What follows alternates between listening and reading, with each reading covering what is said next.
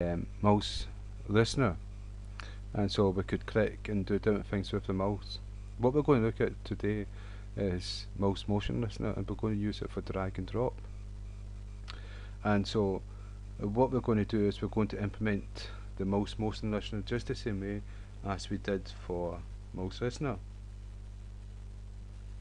Right, this is the main program. You can see that we added to the main program add mouse motion listener and the class it was in. I'm going to mouse listener. I'm going to comment this out because we're not going to use mouse motion listener, but you can use both at the same time. And so what I'm going to do here is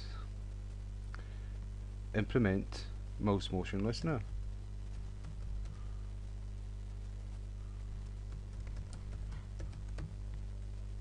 Yes, mouse at the beginning. Now what we need to do is import the path and the two methods that come with it. So I'm just going to do this quickly and assume that you've seen this done before.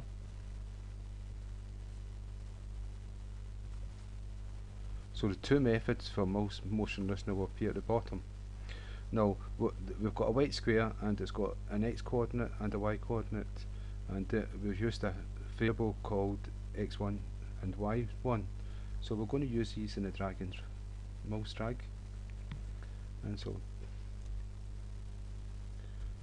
and what we're going to do, x1 equals this e here, e dot get x method, and so that's going to this is going to get the x position of the mouse pointer, and it's going to equal that to x1, but we don't want that the square to be drawn from this coordinate, because that's the top left hand corner, and so we want it in the center.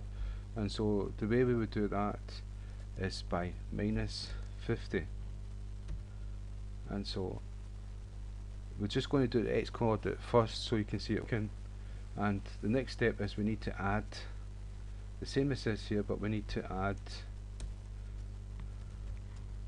this dot add mouse motion.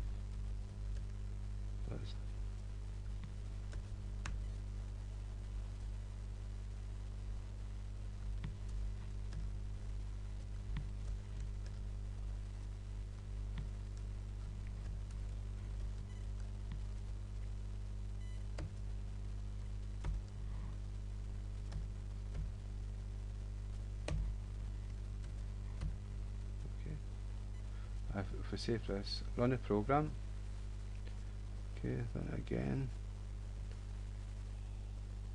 and what should happen is we can just move the square and the x coordinates with the mouse. So if I click here, the square should jump into the center when we move it. So we'll change the code so that doesn't happen. Now we're going to do the y coordinates. So no, it's just the same code,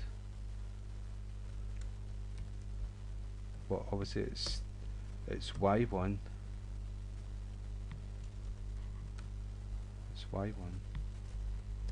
and it's get y and -50 again. So if I save the program, done, and now we can move it up and down anywhere we want because we've got x and y. And notice the square is in the center for x, but it's not in the center for y. We'll look at that later. Right. Okay. Right, so that's us able to move it about. Right, and so I'm going to stop now, and we're going to do another tutorial on it. So that's how we implement mouse motion listener, and we use it for drag and drop. We're going to drop it in a certain area, and if it doesn't drop in that area, it will jump back to where it came from. So again, thank you for your time. I hope that's been